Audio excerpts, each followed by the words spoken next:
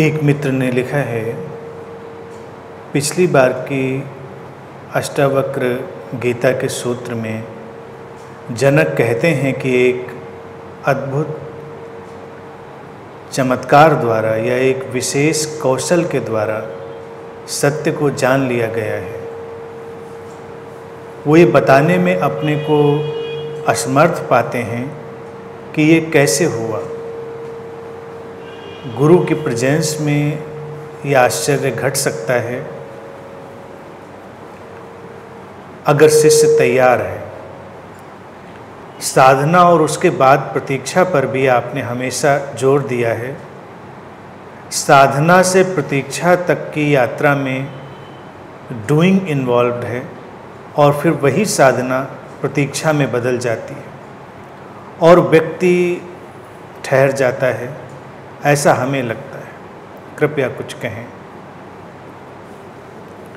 Actual में सारी बात चीज़ों को टोटलिटी में समझने की है। डूइंग, बीइंग, इन सबको एक टोटलिटी में हमें देखना होगा, इंक्लूसिव इनसाइट में। इनको अलग थलग करके हम नहीं देख सकते। यानी कि जो डूइंग है, जो हमारे करने का हिस्सा है, वो भी हमारे बीइंग का ही एक ढंग है। डूइंग में जो समस्या है वो ये है कि करने वाला या जिसके माध्यम से वो एक्शन हो रहा है वो इस भ्रम में पड़ जाता है कि मैं कर रहा हूँ। बस इतना अंतर है। बाकी क्रियाएं घटेंगी।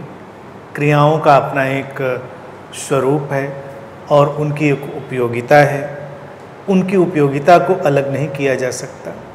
तो जब कोई साधक अपनी साधना में जाएगा, आगे बढ़ेगा, तो उसके माध्यम से तमाम क्रियाएं घटेंगी। एकदम से वो ठहर नहीं जाएगा। ऐसा नहीं होगा कि साधना की इच्छा जगी और वो ठहर गया। अगर वो ठहर गया तो इतनी ही बात पता चलेगी कि इसने बड़ी यात्रा तय कर ली होगी। अन्यथा जब भी किसी को स्वयं की खोज में निकलने का भाव होगा, जीवन के अर्थ रहस्य उसको जानने का भाव होगा, जिसके भीतर भी उस परम चेतना की अभिप्सा होगी, प्यास होगी, तो उसके माध्यम से क्रियाएं घटेंगी, खोज घटेगी। वहीं सीकर पैदा होता है। खोजी या सीकर वहीं पैदा होता है, क्योंकि सीकर भी एक घटना है, खोजी भी तो होता ही है। ऐसा तो है नहीं कि सीकर जैसी कोई घटना होती ही नहीं। तो खोज घटेगी किसी के भीतर, वो खोज पर निकलेगा, तमाम उपाय ढूंढेगा, प्रयोग करेगा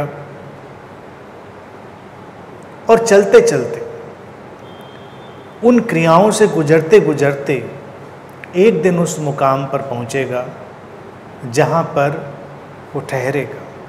वो उसकी परिपक्वता होगी, वो मैच्योरिटी होगी।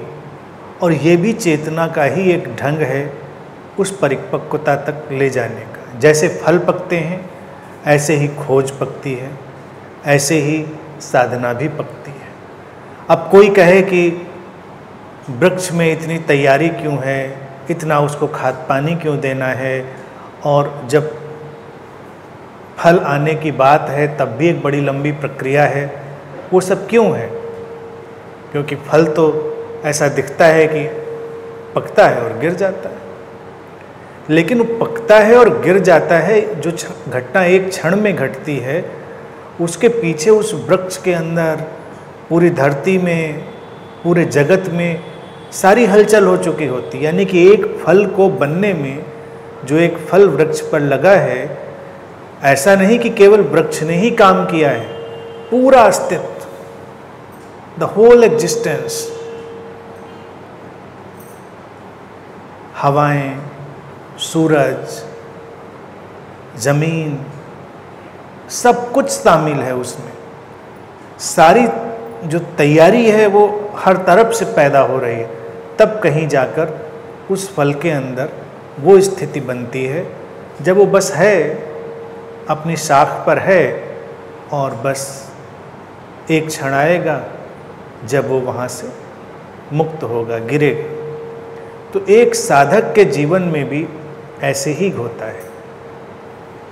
फल के बनने जैसी उसकी तैयारी है, उसकी खोज होगी, अध्ययन होगा, साधना होगी, क्रियाएं होंगी, तमाम तरह से जांच पड़ताल होगी, शरीर को साधने के ढंग होंगे, मन को साधने के ढंग होंगे, शरीर मन की जो व्यवस्था है उसमें एक संतुलन लाने की कोशिश होगी।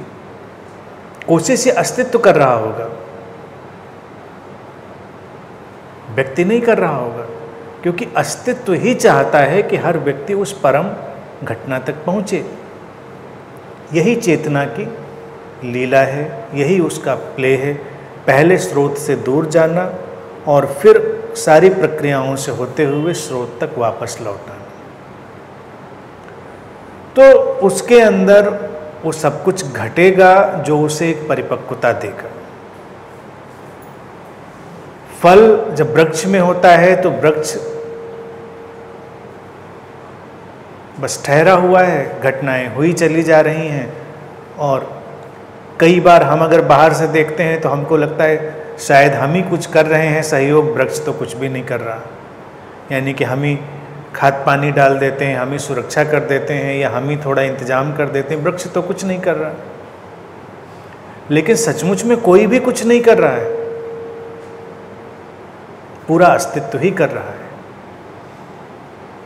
जब कोई भी कुछ नहीं कर रहा है कहा जाता है तो इसका इतना ही अर्थ होता है कि सब कुछ कर रहा है, यानी सब कुछ से, उस समग्रता से, टोटलिटी से ही घटना घट रही है।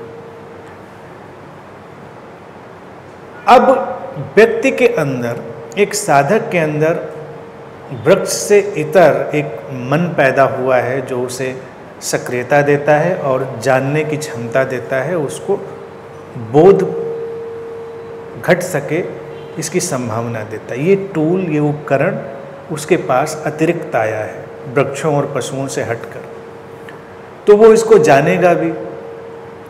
लेकिन अब साधना में उसको उसी अवस्था को ले आना है जो घटना वृक्षों की है, कि सब कुछ होने देना है। और जब सब कुछ परिपूर्णता में हो जाएगा तब एक दिन व्यक्ति ठहर जाएगा। क्या ठहरने की बात कभी कही नहीं गई? ऐसा तो है नहीं कि पहली बार कही गई, ऐसा भी नहीं कि अष्टावक्र जनक से पहली बार कह रहे हैं, उससे पहले भी कहा गया। और जब सोचिए अष्टावक्र ने कहा तब से कितने सद्गुरुओं ने कहा होगा, आज तक कहे चले जा रहे हैं। लेकिन क्रियाएं घटती हैं, खोज घटती है, तमाम तरह के उपक्रम उपाय घटते हैं, सब कुछ घटता है। अचानक ऐसा कभी नहीं होता कि कोई गुरु आकर कहे ठहर जाओ, लोग ठहर जाते हैं, चलते रहते हैं। अगर कोई ठहरने को कहे और अभी वो पकने वाली अवस्था में नहीं है तो वो कोई ना कोई और रास्ता ढूंढेगा, चलेगा, वो तैयारी है। फिर ये सबसे बड़ी खुशकिस्मती है, सौभाग्य है जब व्यक्ति किसी जीवित गुरु के पास हो, जैसे जनक अष्टावक्र के पास हो। तैयारी पूरी हो गई, लेकिन अब एक उपस्थिति, एक प्रेजेंस नीडेड है जो उनको मुक्ति देगी। तो गुरु उसी मुक्ति की घटना की तरह प्रकट होता है। इसीलिए कबीर हों या कबीर जैसे तमाम गुरु हों, वो गुरु की महिमा इसीलिए कहते हैं क्योंकि वो प्रेजेंस है। वो प्रेजेंस कुछ रहस्यमय करती है, ऐसा रहस्यमय जिसको जनक भी आश्चर्यचकित हैं कि क्या हुआ है, किस कौशल से ये घटना घट गई है। तो वो कोई नहीं जानता, लेकिन घटना होती है। क्योंकि वृक्षों पर फल लगे हों तब भी हम जानते हैं कि जरूरी नहीं वो पकें और अपने अंतिम परिणाम तक पहुँचें, क्योंकि अस्तित्व में अब भी कुछ घट रहा है ऐसा जो अनजाना है। हम कितना भी अभी जान चुके हों बाहर, लेकिन अभी अनजाना है। क्योंकि हमको दिखा कि वृक्ष पर फल आ गए हैं, लेकिन कोई आंधी, कोई तूफान उनको उखाड़ सकता है।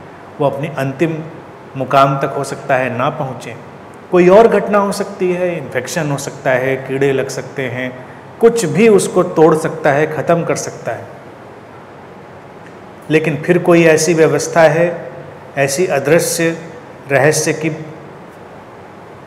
योजना है जो कुछ फलों को संभालती है, उन्हें पकाती है और उनको अंतिम स्थिति तक ले जाती है। वो जो अवस्था है प्रेजेंस की, जो अभी भी काम कर रही है हमेशा, उसके बारे में बस विस्मित ही हुआ जा सकता है, आश्चर्य से भरा जा सकता है। गुरु की प्रेजेंस में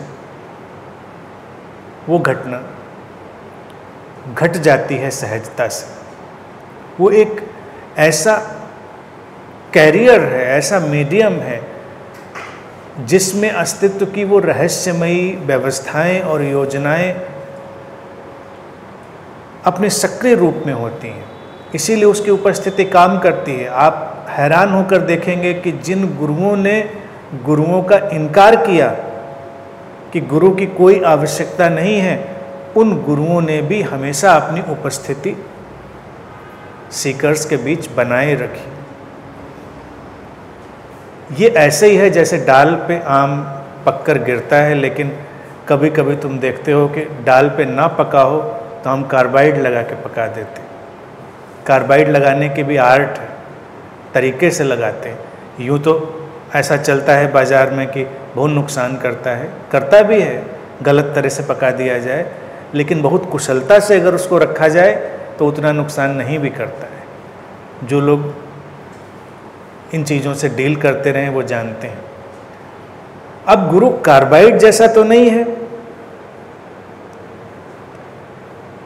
लेकिन कुछ कुछ वैसा तो है, क्योंकि जो डाल में पका रहा है एलिमेंट, आप सोचिए कुछ मिलता जुलता ही तो होगा। वो एलिमेंट कुछ मिलता जुलता होगा। अब इसका आंसर यूं तो कहीं मिलता नहीं स्पष्ट रूप से। ये तो पता चलता है कि ये केमिकल लगाने से फल ऐसे पक जाते हैं, लेकिन जो डाल में पक जाते हैं उसका नैसर्गिक, नेचुरल हम कहते हैं कि वो इंग्रेडिएंट नेचुरल आते हैं, लेकिन व्यवस्था वही है। वो एक अस्तित्व की अदृश्य व्यवस्था है। गुरु का रोल कार्बाइड और नेचुरल से मिलता जुलता है कि वो डिटैच भी हो गया है उस पूरी व्यवस्था से। जैसे वो केमिकल अलग रखा है, अलग से उठा के आप रखें तो आम जल्दी पकने लग जाएंगे। बाकी तो प्रतीक्षा करिए आप अस्तित्व में, जो होगा सो होगा। तो गुरु ऐसा ही है कि अगर उसकी प्रेजेंस होगी तो तमाम ऐसे फल होंगे, तमाम ऐसे आम होंगे जो खास बन जाएंगे, पक जाएंगे। It's like harmless carbide. तो उसके लिए प्रतीक्षा करनी पड़ती है, उसको लगाकर। मैंने इसको नज़दीक से देखा है। मेरे आम का बाग था, तो डाल में जो आम पकते थे सो पकते ही थे, बहुत सारे आम घर में लाए जाते थे, तो बड़ी व्यवस्था से उनमें वो लगाया जाता था कार्बाइड। उसकी बड़ी तरीका था, और फिर ढक दिया जाता था उनको। और लगाने वालों को पता होता है कितने दिन में वो पक जाएंगे, उसकी प्रतीक्षा होती थी। और आम पक जाते हैं। किसी सीकर को पकाने की ये कार्बाइड वाली व्यवस्था अगर आपको देखनी हो तो जय कृष्णमूर्ति के जीवन में देख सकते हैं। कुछ गुरुओं ने एक व्यक्ति को लिया और वो सारी व्यवस्थाएं उसके चारों तरफ बनाई जिसने उनके फल को पका दिया। अपने आप छूटे होते तब भी पकते, वक्त लगता, हो सकता है देर लगती। अब मान लीजिए आम ही डाल पर लगा है, अब आपको जल्दी है खाने की, तो आपको कुछ अलग इंतजाम करना पड़ेगा, उसके लिए कार्बाइड आएगी। डाल पर पकना है तो इंतज़ार करिए, पकेगा। और कौन जाने पकेगा तो पककर उसका क्या होगा, तोते खा जाएंगे या टपक कर कहीं गिरेगा, कोई और ले जाएगा। क्योंकि अब वो पका है तो रात बिरात भी गिर सकता है, आपके हाथ नहीं भी आ सकता है। तो तमाम गुरु भी ऐसे संसार में पक जाते हैं, आपको पता ही नहीं होगा। संसार में बहुत सारे लोग उस बुद्धत्व को, उस परम घटना को उपलब्ध होते हैं और बस वो आम की तरह ही टपक जाते हैं। संसार को पता ही नहीं चलता कब पके, कब गिरे, कहाँ गए, क्या हुआ, तोता ले गया, चिड़िया ले गई, क्या ले गया, या अस्तित्व में वो विलीन हो गए, किसी को उनकी सूचना नहीं आती। लेकिन फिर कुछ ऐसे लोग होते हैं जिनको पूरा अस्तित्व बड़े ही ऑर्गेनाइज्ड ढंग से पकाता है, तो उनकी सूचना सबको आती है, क्योंकि वो तो पूरे प्लान का हिस्सा है, पता है कब घटना होनी है। तो जो गुरु है वो तमाम सीकर्स को उसी प्लान ऑर्गेनाइज्ड ढंग से उस व्यवस्था में ले जा सकता है। अब ये सब मिस्ट्री ये है कि प्लान्ड है, ऑर्गेनाइज्ड है, फिर भी वो प्लान के कहीं बाहर है, ऑर्गेनाइज घटना के कहीं बाहर है। तो वो ऐसी गुत्थी है कि उस गुत्थी के घटने के बाद भी व्यक्ति यही कह पाता है कि कैसे हुआ है मैं नहीं जानता, ये कौन सा कौशल, जो जनक का उद्गार है वही बना रहेगा। लेकिन एक तरफ तो सब योजना व्यवस्था होगी, कैसे, क्या, क्यों, कब, इसका उत्तर कोई नहीं दे पाया, ना आगे भी कोई दे पाएगा, ना दिया जा सकता है। लेकिन फिर भी उसमें स्टिमुलेशन पैदा किया जा सकता है, व्यवस्था को स्टिमुलेट किया जा सकता है, ये संभव है। वही रोल गुरु का है और अष्टावक्र का जनक के लिए वही रोल हुआ।